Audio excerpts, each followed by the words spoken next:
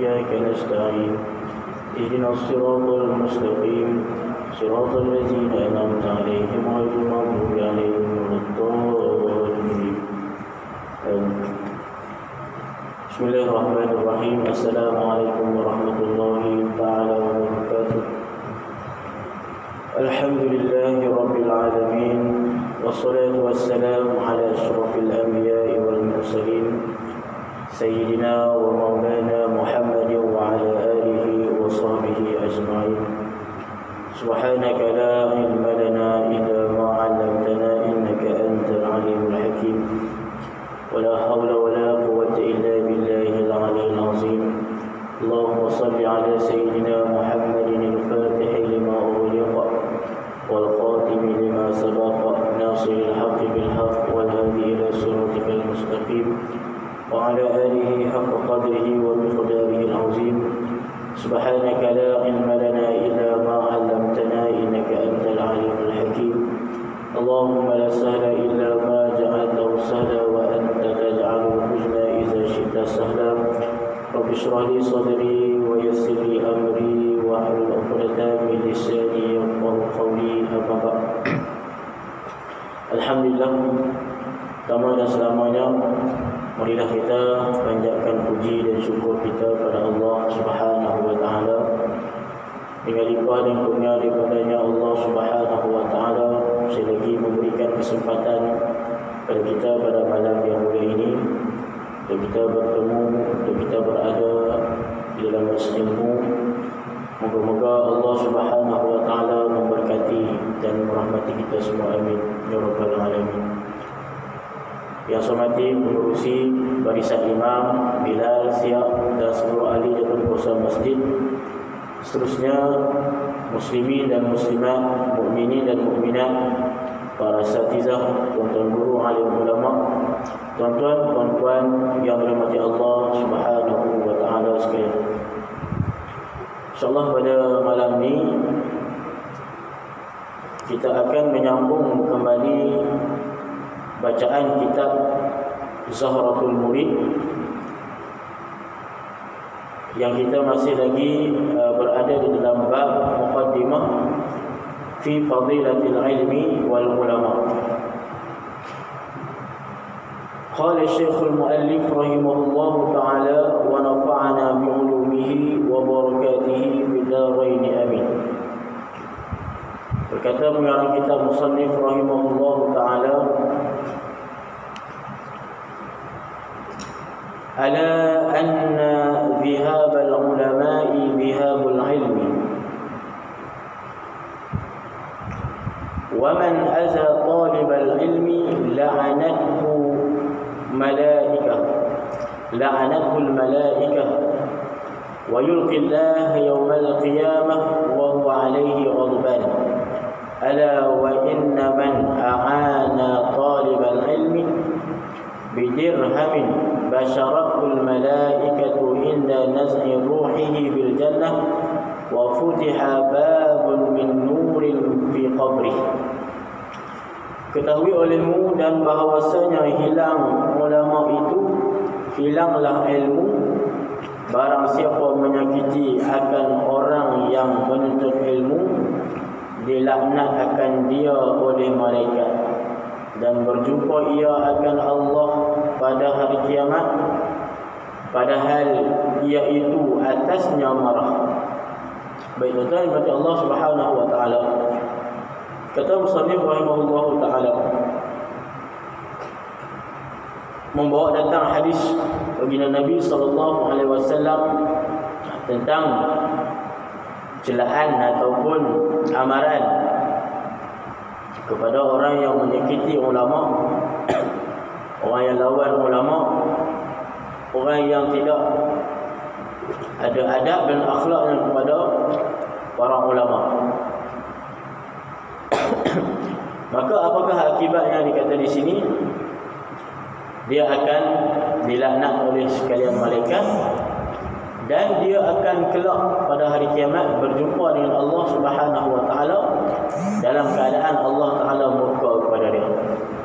Itu satu daripada perkara yang kita takut. Ya. Jadi akibat orang yang hilang hormat ataupun orang yang murka, orang yang menyakiti ulama, orang yang menyakiti penuntut ilmu. Kerana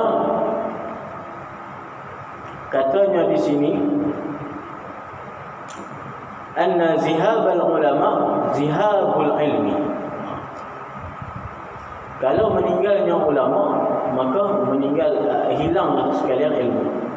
Kerana ilmu ni, tuan-tuan, Allah Ta'ala bagi ataupun Allah Ta'ala datangkan beserta sahibnya, beserta orang yang membawanya, iaitu para alim ulama. Maka bila mana ilmu ni Allah Ta'ala nak angkat, caranya adalah dengan mematikan ulama. Jadi berapa ramai ataupun berapa banyak sebenarnya ilmu-ilmu yang telah Allah Ta'ala angkat sedikit demi sedikit, iaitu dengan mematikan para alim ulama. Contoh kita letak semisal Imam An-Nawawi rahimahullah ta'ala. Wafatnya Imam Nawawi rahimahullah ta'ala, maka pergilah beserta kewafatan Imam Nawawi tersebut adalah ilmu-ilmunya. Walaupun sampai masih lagi ada ilmunya tersebut sampai kepada kita, tapi sebahagiannya hilang. Sebahagiannya yang dia tidak tulis di dalam kitab, sebahagiannya yang dia tidak ajarkan kepada murid-muridnya, maka hilang ilmu tersebut bersama dengan Imam An-Nawawi rahimahullah ta'ala. Jadi sebab tu cara Allah Ta'ala nak mengangkat ilmu bukanlah dengan menghilangkan ilmu tersebut, ataupun dengan menjadikan orang yang ada ilmu itu lupa sekalian ilmunya, ataupun jadi gila. Tetapi dalam hadis Nabi SAW kata, Inna Allah la yaqbidul ilma intiza'an. Allah Subhanahu wa ta'ala tidak mencabut ataupun mengangkat ilmu tersebut secara dengan direntak ilmu itu keluar daripada ulama tersebut. Bukan dengan direntak ataupun ditarik ilmu itu keluar daripada jasadnya. Tidak. Akan tetapi walakin qabduhu biqabdil ulama. Akan tetapi Allah Ta'ala angkat ilmu tersebut, Allah Ta'ala nak hilangkan ilmu tersebut dengan dimatikan para alim ulama. Jadi ilmu-ilmu yang ada pada mereka apabila meninggalnya mereka, matinya mereka, wafatnya mereka, maka ilmu itu akan sekaligus hilang dengan para jasad ataupun dengan matinya mereka. Maka sebab tu kita tengok ulama-ulama dulu yang hebat-hebat, yang alim-alim, ramai sangat dah yang sudah meninggal. Walaupun sebahagian ilmu mereka sampai, tapi sebahagiannya hilang dengan ilmu tersebut. Kita tengok di alam Melayu kita baca sejarah Syekh Wan Ahmad Al-Fatani. Syekh Wan Ahmad ni ulama besar dulu. Salah seorang daripada guru Tok Kenali. Tok Kenali salah seorang guru dia waktu di Mekah, dan guru yang dia paling rapat sekali di Mekah, Syekh Wan Ahmad Al-Fatani. Dikatakan Syekh Wan Ahmad ni dia menguasai berpuluh-puluh jenis ilmu. Cabang bidang ilmu tu berpuluh-puluh jenis ilmu dia menguasai dengan mendalam. Jadi alim besar dia pada zaman dia, sehingga kan diceritakan sampailah khabar kepada ulama-ulama yang ada di Mesir waktu tu. Waktu tu pusat ilmu tu di Mekah. Syekh Wan Ahmad apa semua ni, mereka waktu tu di Mekah. Tapi sampai pengetahuan ataupun khabar kata di Mekah ni ada seorang ulama yang hebat, sampainya khabar tersebut kepada para alim ulama yang ada di Mesir. Jadi ulama-ulama Mesir ni dia nak panggil ataupun nak jemput Syekh Wan Ahmad untuk datang ke Mesir untuk muzakarah ilmu. Bukan untuk debat, untuk muzakarah. Untuk muzakarah bahsul masail, ya. Nak tengok hebat tak hebat ilmu Syekh Wan Ahmad ni. Sebab kita duk dengar dia hebat sungguh lah. Khabar-khabar ataupun berita-berita yang sampai tu sangat hebat Syekh Wan Ahmad. Maka datanglah Syekh Wan Ahmad ke Mesir dengan anak murid dia untuk kenali, ya. Tok Kenali kata, hari pertama aku faham lagi apa yang mereka duk bincangkan. Hari kedua pun faham sikit-sikit lagi. Mai hari ketiga, masuk hari keempat, dah tak faham. Itu nak kata ilmu yang mereka bincangkan itu sampai tak tahu apa dah. Maksudnya Tok Kenali waktu tu dia masih lagi mengaji, masih lagi tengah belajar. Tapi walaupun begitu dah alim hebat dah. Tu pun tak tahu dah ilmu apa yang dia bincang. Nak kata hebat sangat ilmu. Dan dikatakan Syekh Ahmad ni dia ada mengarang zaman dia tu, dia bukan kuasai ilmu agama saja. Ilmu-ilmu yang bersifat keduniaan pun dia kuasai juga. Di antaranya dikatakan dalam riwayat dia juga menguasai ilmu bagaimana nak buat emas. Ilmu nak buat emas. Dan dikatakan dia menulis kitab. Dia menulis kitab tentang ilmu tersebut. Tetapi dikatakan akhir hayatnya dia baka kitabnya. Dia tak nak sebarkan kitab. Mungkin dia dah nampak ataupun diberikan kasyaf oleh Allah SWT. Kalau kata dia tak baka kitab dia, biar kitab dia ni, akhir zaman nanti orang akan salah guna dengan ilmu tersebut. Maka hilang dah ilmu tu. Ilmu buat emas. Ini dalam riwayat lah. Maksudnya ada khabar, ada berita, ada cerita-cerita turun-temurun daripada anak murid dia mengatakan dia juga menguasai ilmu nak buat emas. Bagaimana wallahu a'lam tuan. Kitab tu tak sampai kat kita. Kalau kata kitab tu sampai kat kita, mungkin kita boleh kaji. Bagaimana ilmu buat emas. Tapi kalau sampai kat kita pernah jenuh lah. Mesti sampai kepada tangan-tangan yang tak bertanggungjawab dulu. Wallahu alam, mungkin dia ada kasyaf Allah Taala tunjuk kat dia. Dia bakar kita. Itu salah satu. Bila mati dia habis ilmu tersebut. Baik. Imam Syafi'i rahimahullah taala, kita tengok imam besar dia. Wafatnya mereka tak ada pengganti. Pengganti tu ada, kan? Ulama yang nak mengganti alim ulama ni ada penerus. Cuma pengganti tu tak akan sama dengan yang meninggal. Sebab tu bila mana ada alim ulama yang masih hidup, khususnya yang tua-tua, tuan-tuan kan, yang tua-tua yang dah lanjut usia mereka, kita pergilah mengambil istifadah dengan mereka, mengambil ilmu dengan mereka, mengambil nasihat dengan mereka, mengambil petuah dengan mereka. Sebab keberkatan yang ada kepada mereka yang alim ulama yang tua-tua ni, dia tak sama dengan keberkatan kita yang orang muda-muda, kan? Ilmu mereka hebat, kan? Adab mereka hebat, akhlak mereka hebat, keberkatan yang ada pada mereka. Zaman memang orang banyak ilmu, tuan-tuan. Zaman sekarang kita tak nafi. Ilmu di hujung jari je, bukan macam dulu, kan? Sekarang kita nak tahu apa? Tanya aja. Al-alamah tuan guru Syekh Google. Nak tahu hukum tu buka. Dalam YouTube pun penuh, dalam Google pun penuh. Betul? Kita nak tahu masalah semua boleh kita dapat dengan hujung jari saja. Tapi manakah ilmu yang kita nak ada keberkatan? Iaitu ilmu yang kita kena berguru, bertalaqi, kena duduk di majlis ilmu, bukan hanya sekadar membaca daripada Google sahaja. Adapun kita nak buat research ataupun nak buat sekadar rujukan referensi kita, tak ada masalah. Tapi nak ceritanya ilmu ini adalah warisan daripada baginda Nabi sallallahu alaihi wasallam, daripada Nabi turun sampai kepada alim ulama sampailah kepada generasi kita hari ini. Jadi ilmu tu mesti bersanad. Lalu kata Imam Abdullah Ibn Mubarak, laula al-isnad laqala man syaa ma syaa. Kalau kata tak ada sanad, laqala man syaa ma syaa, orang boleh kata apa yang dia nak kata.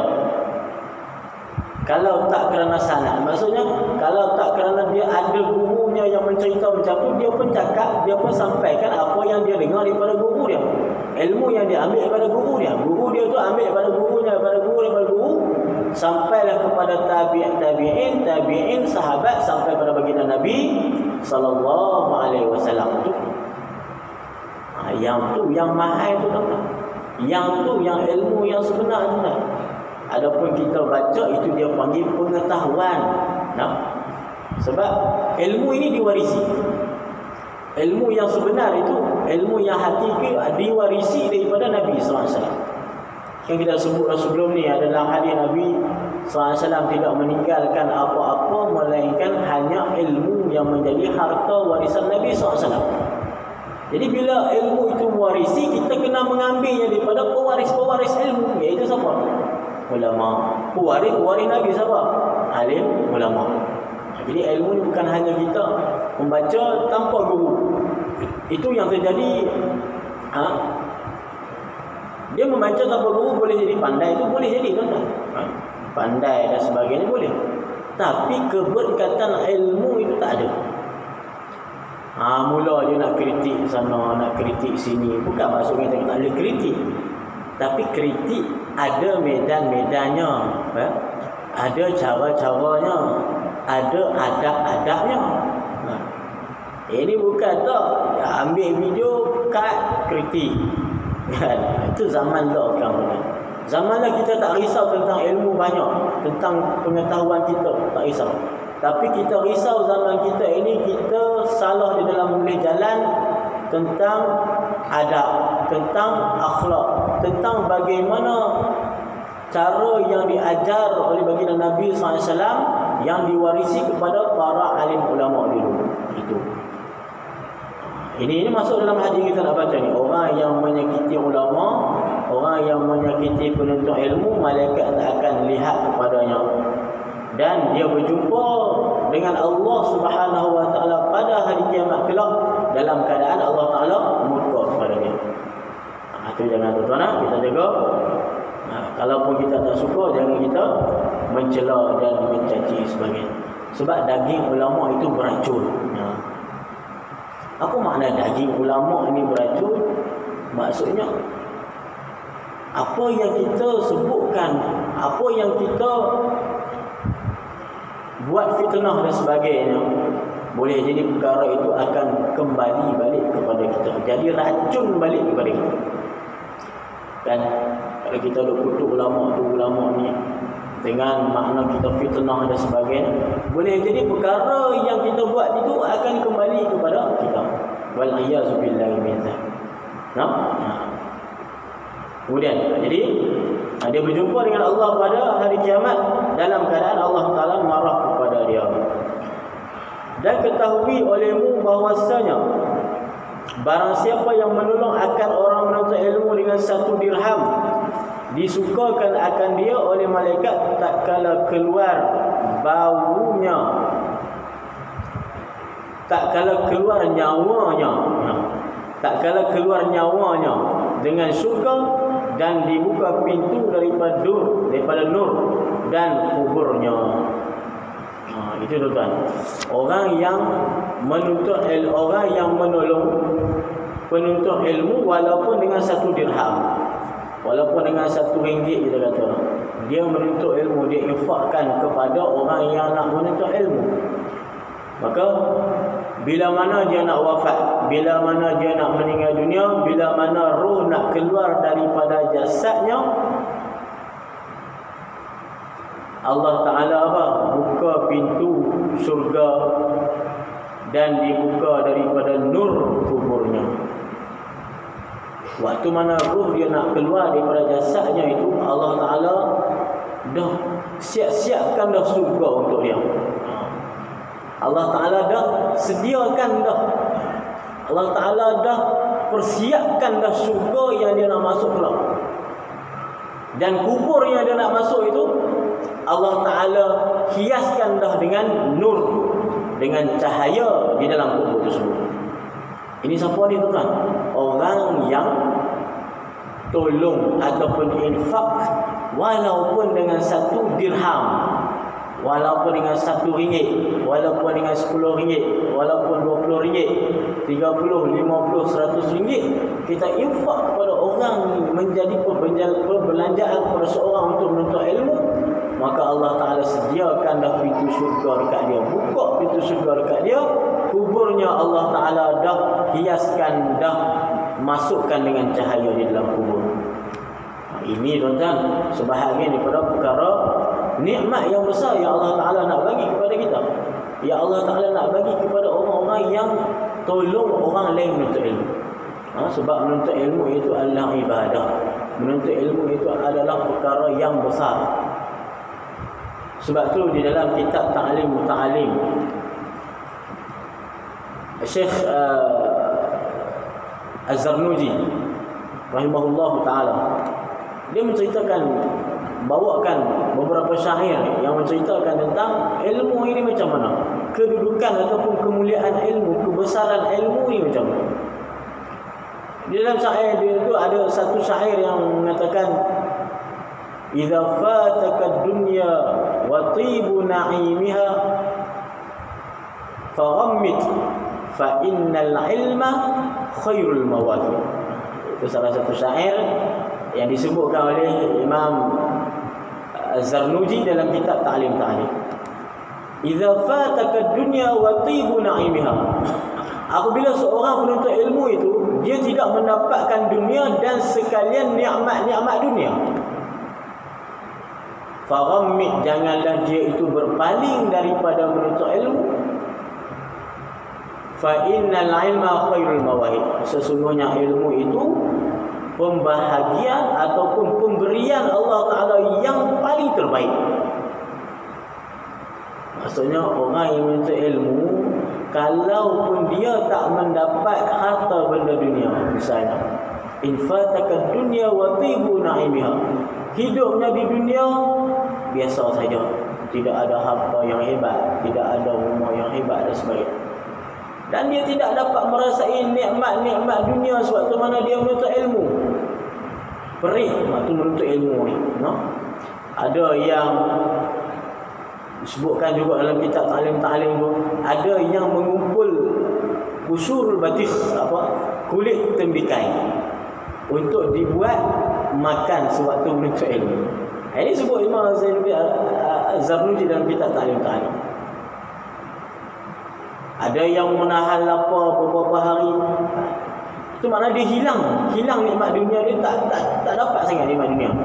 Tapi katanya apa dalam syair itu, faghammit, jangan berpaling dalam menuntut ilmu. Ini ada galakan ataupun dorongan untuk menuntut ilmu. Kerana apa? Kerana walaupun hilang perkara dunia-dunia tadi, tak mendapat nikmat-nikmat dunia yang besar, jangan kita berhenti menuntut ilmu. Fa innal ilma khairul mawahib. Kerana ilmu itu sebaik-baik pemberian daripada Allah Subhanahu wa taala. Maka kata apa tuan-tuan, kalau kita dapat benda yang terbaik, kita tak dapat benda yang bawah daripada itu, tak apa dah. Tak ada masalah. Ilmu ni benda yang besar dah. Sebab tu Allah Taala bagi ganjaran-ganjaran yang hebat. Jangan kata untuk orang yang menuntut ilmu ni, kita yang datang menuntut ilmu, orang yang ada kaitan dengan kita pun dapat juga rahmat. Orang yang infakkan sedikit ilmunya pun, hartanya untuk orang yang menuntut ilmu pun dapat juga bahagiannya, dapat juga rahmat.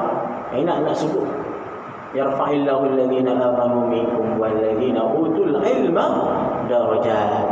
Allah Ta'ala angkat darajat orang yang beriman dan orang yang suka menuntut ilmu.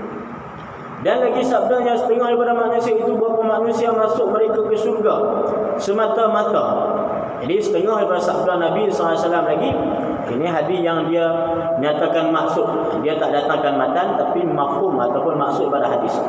Ada setengah manusia, dia kata beberapa manusia masuk mereka itu syurga semata-mata. Masuk syurga saja-saja ya, masuk macam tu. Maka sembah mereka itu, siapa mereka itu ya Rasulullah? Sahabat tanya, siapa ni wahai Rasulullah yang kata masuk syurga semata-mata ni? tanpa ada apa-apa, tiba-tiba dapat mereka ini masuk syurga. Sahabat tanya, siapa mereka ni? Maka sabdanya Nabi SAW, iaitu mereka yang ada pada hatinya kasih pada ulama, qadar seberat zarah. Walaupun dia cinta dalam hatinya pada ulama itu sebesar zarah lah, maka dapat masuk kepada syurga Allah Subhanahu wa ta'ala. Ini rahmat tuan-tuan. Ini rahmat. Jadi kita nak mengajak orang untuk cinta kepada ulama, kan?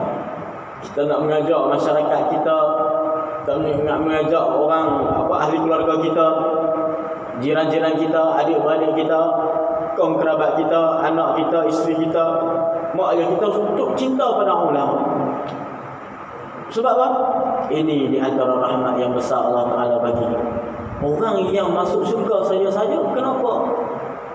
Kerana mereka ada rasa cinta, mereka ada rasa suka kepada ulama di dalam hati mereka, walaupun hanya cinta itu seberat zarah saja. Sikit je cinta dalam hati, sikit je, apalagi yang banyak. Sikit je dalam hati ni kita rasa kita kasih dengan ulama, kita ada hadir dalam hati kita, kita suka dengan ulama. Walaupun kita ini bukan ulama, walaupun kita ini bukan orang yang duduk belajar dengan ulama, tapi kita suka dengan ulama. Kita suka dengan alim ulama yang ada di tempat kita ataupun di tempat-tempat yang lain. Maka Allah Ta'ala bagi rahmat yang besar kepada kita. Itu betul. Jadi hari ini tuan-tuan, kita jaga-jaga ada ya orang-orang yang mengajak untuk kita ini jauh daripada ulama, ataupun mengajak kita ini untuk mencari kesalahan ulama. Ini di zaman kita, di zaman ini. Cari kesalahan ulama. Habib Umar dicari kesalahannya. Ulama-ulama besar dicari kesalahannya, kemudian disebarkan dalam media sosial. Orang masuk pula komen, mengutuk, mengeji, memfitnah. Dia buka jalan untuk orang mengeji ulama. Dia buka pintu untuk orang fitnah ulama. Ini takut tuan. Bukan kita nak kata ulama ni maksum, dah. Kita tak pernah kata ulama ni maksum, tidak. Tetapi ulama yang mukhlisin, ulama akhirat ini, mereka dekat dengan Allah Subhanahu Wa Taala. Mereka adalah kasih para anbiya. Mereka adalah waris para anbiya. Mereka adalah penerus daripada legasi para nabi-nabi, para rasul-rasul. Jadi kita jaga-jaga tuan-tuan. Kalau ada orang ajakan begitu, kita jangan terpengaruh sangat. Jangan terpengaruh sangat dengan orang yang nak mengajak dan sebagainya, membuka pintu dan fitnah untuk kita kecam kepada ulama. Sebab sekarang zaman kita mudah kan, bukan nak kena pergi ke ulama itu nak kecam dia, nak fitnah tak. Kita duduk dalam bilik seorang, kita duduk rumah seorang, tengah malam, pagi, petang dan sebagainya, di dalam handset kita saja.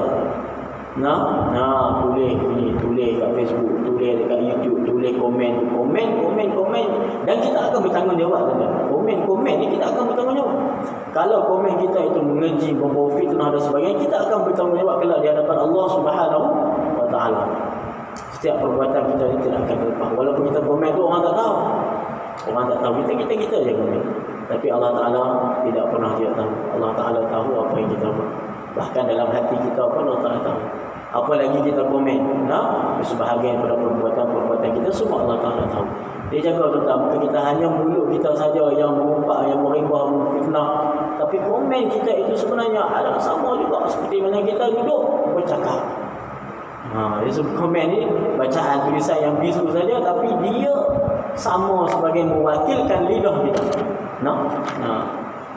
Jadi bila mana sesuatu yang keluar daripada mulut kita berupa benda yang jahat, berupa benda yang keji, yang mazmumah, yang tak disukai Allah, oleh Rasul, oleh syariat, itu bermakna hati kita itu ada masalah. Itu je. Itu makna masalah di dalam hati. Sebab itu kita kata kita sekarang bukan di zaman orang kekurangan ilmu, tidak. Tapi kita kekurangan adabnya, kita kekurangan akhlak. Sebab Nabi nak diutuskan asalnya liutammima makarimal akhlak tu. innama bu'istu liutammima makarimal akhlak. Aku diutuskan untuk menyempurnakan sekalian akhlak yang mulia. Akhlak ni bahawa ilmu. Ini masalahnya dia tidak diterapkan dengan akhlak, adab sebagainya.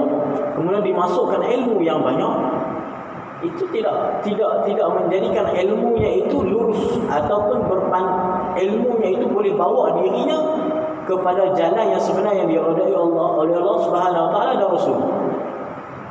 Sebab ilmu ni tuan-tuan dia boleh ke hati juga. Kalau tanpa kita masukkan dengan adab, tanpa kita masukkan dengan akhlak, tanpa kita tazkiyatun nafsi, tanpa kita sucikan dulu hati kita. Sebab tu anak murid Imam Malik tuan-tuan, dia kata Muhammad, tak silap Abdul Wahab nama anak murid itu. Kami belajar adab dengan Imam Malik lebih lama daripada belajar ilmu.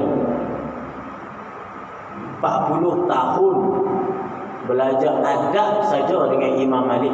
Habis tu baru mengaji. Belajar adab pun sampai 40 tahun baru belajar ilmu. Tu orang dulu. Jadi sebab itulah tuan-tuan, krisis ataupun perkara yang kita tengok pada zaman kita sekarang bukan kita kekurangan ilmu, tapi masyarakat ataupun kita ini kekurangan penghayatan kepada ilmu tersebut ataupun kekurangan tarbiyah rohani yang ada dalam hati kita. Sebab tu bila kalam percakapan yang keluar daripada mulut kita ini mewakili daripada hati kita yang busuk, hati kita yang kotor. Sebab kita kena bersihkan dulu hati. Sebab ilmu tu bersih nak masuk perkara yang elok, tiba-tiba dalam hati kita ada perkara yang kotor, perkara yang keji, perkara yang buruk, kita tak boleh masuk. Dia tak boleh duduk sekali, tak boleh. Dia kena bersih dulu, takhalli dulu, baru tahalli. Buang dulu, takhalli, buang dulu perkara yang sifat mazmumah, baru tahalli, memasukkan, menghiaskan diri dengan sifat mahmudah. Sebab tu kalau orang kata, ada orang kata saya ni mulut je jahat tapi hati baik, kan? Ada gitu orang kita, ada macam tu kan? Saya ni hati, mulut je jahat, tapi hati saya baik. Tengok je saya ni macam duduk kata ke orang, tapi tak, saya ni hatinya baik. Macam mana kita nak tanggungkan kalam itu tuan? Sedangkan kalam ataupun perkataan yang keluar daripada hati. Innal kalam la fil fuad wa inna ma ja'alul lisan fil fuadi kalaman. Sungguhnya kalam, percakapan itu dalam hati sebenarnya. Lidah itu membawa untuk menterjemahkan apa daripada hati kita. Innal kalam la fil fuad wa inna ma ja'alul lisan, lidah menjadikan kalam tadi kalaman. Inna ma ja'alul lisan kalaman. Lidah ini menterjemahkan apa yang telah ada di dalam hati kita. Makna kata bila disebut perkara yang keji, yang buruk, maka hati dia pun macam tu juga. Lidah dan hati dia sama. Sebab lidah menterjemahkan apa yang ada dalam hati dia. Sedangkan hati itu raja bagi segala anggota yang lain. Yang lain akan ikut. Jadi kita belajar dalam kitab Penawar Bagi Hati, teman-teman. Kitab tasawuf Penawar Bagi Hati. Ada disebut dalam kitab. Anggota-anggota kita ni ada yang rajanya, iaitu hati. Hati ni menjadi anggota raja. Maksudnya kalau hati elok, anggota yang lain pun akan turut ikut elok. Kalau raja elok, rakyat pun elok. Raja buat apa, rakyat pun ikut macam tu. Baik. Itu tuan. Kemudian kadar seberat zarah, dan bahawasanya setengah daripada manusia, beberapa manusia masuk mereka akan neraka semata-mata. Yang tadi masuk surga, masuk surga semata-mata. Kemudian ada lagi setengah mereka, orang-orang tadi, ada yang masuk neraka semata-mata. Maka sembah mereka itu, sahabat bertanya, siapa mereka wahai Rasulullah? Siapa mereka ni? Siapa mereka ni wahai Rasulullah yang kata masuk surga semata-mata? Maka sabdanya Nabi SAW, iaitu orang yang ada pada hatinya benci akan ulama qadar seberat zarah. Wal-iyazu billahi min zalik. Yang kita nak tekan itu kan. Siapa orang yang masuk neraka semata-mata? Sahabat tanya kepada Rasul SAW. Maka jawab baginda Nabi SAW, iaitu mereka dalam hatinya ada perasaan benci pada ulama, walaupun hanya sebesar zarrah, sebesar biji sawi dah. Kecil saja dalam hati dia rasa benci dengan ulama. Dia rasa tak suka dengan ulama. Dia rasa rimah dengan ulama. Dia rasa tak suka sangat dengan ulama, benci. Maka orang ini kata Nabi SAW masuk ke dalam neraka Allah Subhanahu Wa Taala. Ini takut tuan-tuan. Jadi kita nak tanamkanlah kepada diri kita semua ini, kita cinta, kita kasih kepada alim ulama. Jadi masuk alim ulama ni, ulama mana? Ini kita kena sebut juga. Jadi ulama ni banyak kan. Jadi yang disebutkan ulama di sini ulama yang betul-betul ulama akhirat. Ini yang kita kena kasih, yang kena cinta ni. Al-ulama warasatul anbiya tadi ni. Ulama yang disebut oleh baginda Nabi SAW sebagai waris para Nabi. Adapun ulama yang bukan daripada warasatul anbiya, yang bukan daripada waris Nabi, maka ini tak termasuk dalam ulama yang dikatakan perlu kita cinta kepada mereka. Sedangkan mereka sendiri membuat perkara yang dilarang oleh Allah Subhanahu Wa Taala.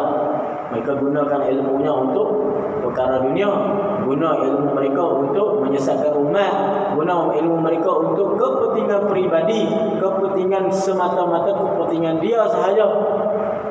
Menghalalkan benda yang diharamkan Allah, misalnya mengharamkan benda yang dihalalkan oleh Allah Subhanahu Wa Taala. Ini terbalik. Itu ulama dunia, ulama su yang Nabi SAW gelar sebagai dajjal. Jadi ulama su ni, ulama jahat ni, Nabi SAW sendiri sebagai dajjal sebab dia membawa fitnah kepada masyarakat. Dia membawa fitnah kepada umat. Sedangkan umat nampak dia ni macam alim ulama. Umat nampak dia ini orang yang alim, orang yang berilmu, orang yang mewarisi daripada ilmu Nabi SAW. Tapi pada hakikatnya tidak. Dia itu orang yang menyesatkan umat. Ulama-ulama macam ni kita kena jaga, kita hindarkan, jangan ikutlah. Tapi yang disebutkan ulama di sini adalah ulama yang warasatul anbiya, ulama yang mewarisi ilmu mereka dan juga akhlak mereka. Akhlak mereka itu mewarisi daripada akhlak baginda Nabi SAW.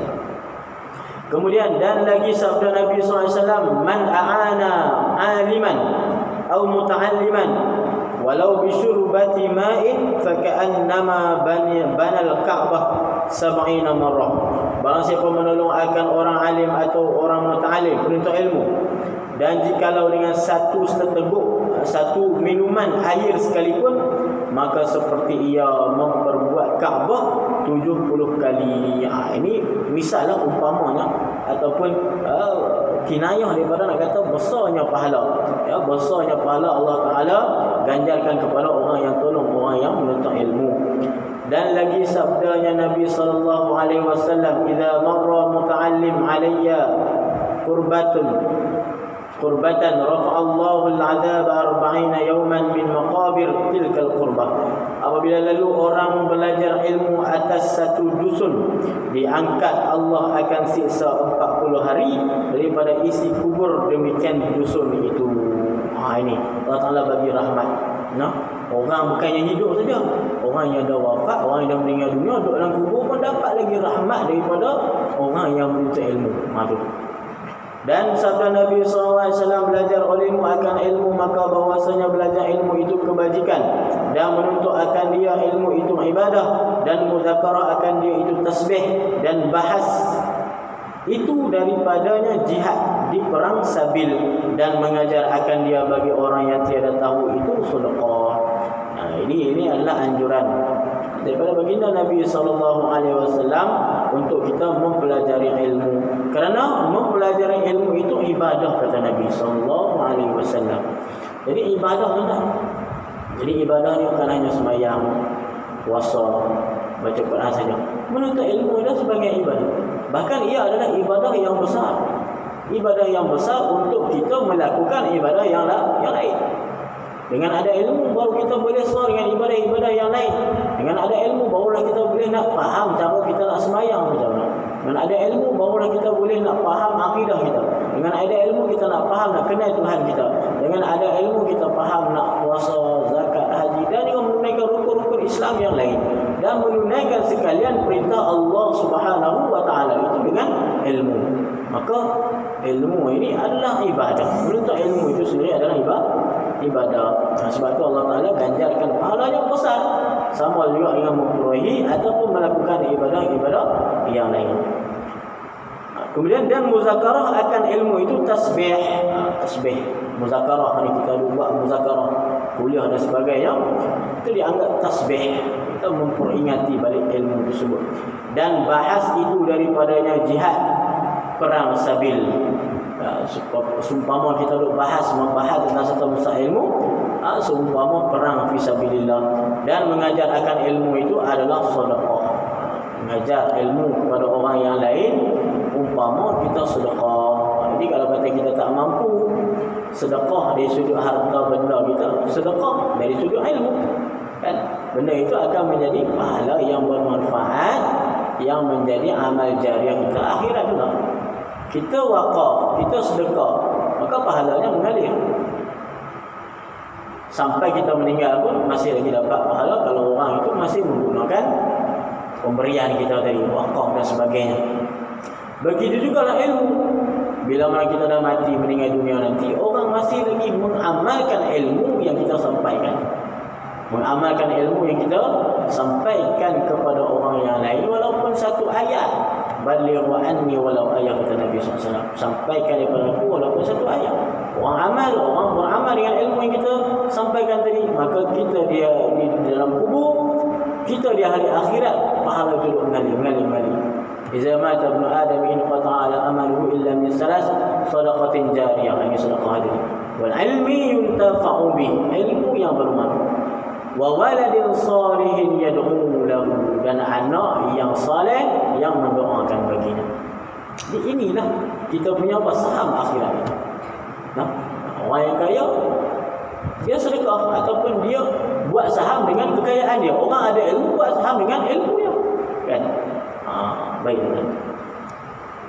Kemudian sikit lagi. Dan daripada Nabi SAW bersabda, ia adalah bagi Allah Ta'ala pada tiap-tiap hari dan malam 1000 rahmat 999 bagi ulama dan bagi segala orang menuntut ilmu, dan rahmat yang satu, yakni satu rahmat lagi bagi segala manusia yang lain daripada mereka itu. Di tiap-tiap hari ini, mafhum daripada hadis Nabi sallallahu alaihi wasallam, tiap-tiap hari Allah Taala turunkan 1000 rahmat. Sehari semalam Allah Taala turunkan 1000 rahmat kepada umat manusia. 1000 rahmat itu ada sehari dan semalam. Daripada 1000 itu 999 itu rahmat tersebut Allah Ta'ala bagi kepada orang alim ulama dan juga penuntut ilmu. Orang yang ada ilmu dan penuntut ilmu mendapat 999 rahmat daripada 1000 rahmat yang Allah Ta'ala turunkan tiap-tiap hari, sehari dan semalam. Itu betul. Dan satu lagi 999 tinggal satu lagi. Satu itu adalah rahmat yang Allah Ta'ala bagi kepada selain daripada kedua ini. Jadi mana kata inilah kata besarnya rahmat itu kan. Jadi kita duduk dalam majlis ilmu ni besar rahmat, walaupun kita duduk saja. Nah, walaupun duduk, kalaupun dia tidak mendengar sekalipun, duduk saja pun dah dapat dah rahmat Allah Ta'ala. Duduk saja pun malaikat dah minta ampun kepada dia. Para haiwan, para binatang yang ada dan meminta istighfar, minta keampunan bagi orang yang menuntut ilmu. Para malaikat merendahkan sayapnya kerana mentakzimkan penuntut ilmu. Para malaikat merendahkan sayap-sayapnya kerana mentakzimkan orang yang menuntut ilmu. Allah Ta'ala turunkan 1000 rahmat, 999 dibagi kepada penuntut ilmu dan orang yang ada ilmu ulama, satu rahmat kepada selain mereka. Takkan kita tak nak rahmat-rahmat yang Allah Ta'ala turunkan? Alhamdulillah kita duduk di sini, Allah Ta'ala dapat. Jadi kita masuk dalam 999 rahmat yang Allah Ta'ala bagi, insya-Allah masuk. Sebab kita termasuk dalam orang muta'allim, orang yang mendengar ilmu. Kita tahu. Kemudian, dan sabda Nabi sallallahu alaihi wasallam, ana khazanatul ilmi wa aliyun babuha. Aku perbendaharaan ilmu dan Ali itu penuntut. Jadi kita baca kitab ni tuan-tuan, kitab Zahratul Murid ni kita tauhid. Tapi kita tak masuk lagi pembahasan.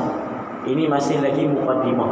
Jadi kita tak masuk lagi pembahasan ilmu tauhid. Insya-Allah habis sikit lagi yang muqaddimah ni, kita akan masuk kepada pembahasan insya-Allah.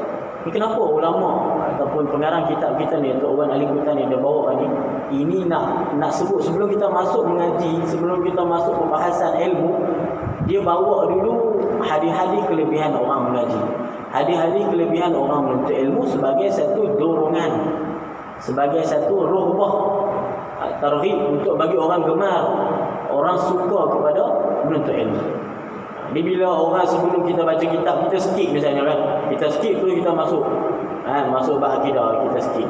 Jadi kita tak dapat tahulah berapa banyaknya nikmat ataupun rahmat yang Allah Ta'ala nak bagi ni. Jadi kita masuk, kita belajar lah, tapi kita tak tahu kita belajar ni Allah Ta'ala bagi ke tak? Kan sia-sia je kita duduk belajar selama ni. Kan sia-sia kita duduk dengar kan, lepas maghrib, bainal maghrib wal isya ni, antara maghrib dan isya ni, kita sia-sia je duduk ni. Tak ada sia-sia, tak ada perkara sia-sia. Kita duduk iktikaf dapat pahala iktikaf, main masjid dapat pahala masjid. Golongan apa? Allah Ta'ala apa? Ya, masuk dalam sab'atun yuzilluhumullah dalam hadis Nabi, masuk dah yang tu. 7 golongan yang Allah Ta'ala kata dalam hadis Nabi yang dinaungi di hari akhirat kelak. Yauma la dhilla illa dhilluh, pada hari yang tidak ada naungan melainkan naungan Allah Subhanahu wa taala. Salah satunya apa? Rajulun mu'allaqun qalbuhu bil masajid. Seorang lelaki yang terikat hatinya dengan masjid. Kita ni kata tuan-tuan semua ni yang duk main hari-hari masjid ni, insya-Allah dah termasuklah dalam 7 golongan di hari kiamat kelak yang Allah Ta'ala bagi golongan ini, 7 ini bagi mendapat raungan rahmat Allah Ta'ala pada hari kiamat. Pahala iktikaf dapat, pahala yang hari Nabi kata itu pun dapat, pahala main masjid cinta rumah Allah dapat, pahala pula duduk rumah, duduk dalam majlis ilmu dapat lagi, pahala pula sembahyang berjemaah dapat lagi. Banyak pahala. Alhamdulillah tuan-tuan. Baik. Ini doronganlah. InsyaAllah mungkin dalam satu kali lagi kita akan habis hari ini, dan kita insyaAllah terus masuk kepada pembahasan ilmu akidah, ilmu tauhid. Wallahu a'lam bishawab tuan-tuan. InsyaAllah kita sambung lagi pada pertemuan berikutnya. Bismillahirrahmanirrahim. Alhamdulillahirabbil alamin, wassalatu wassalamu ala asyrafil mursalin wa ala alihi wa sahbihi ajma'in. Allahumma faqihna fid din wa 'allimna waj'alna min ibadikas shalihin. Sallallahu alaihi wasallam Muhammad wa ala alihi ajma'in. Walhamdulillahirabbil alamin. Assalamualaikum warahmatullahi wabarakatuh.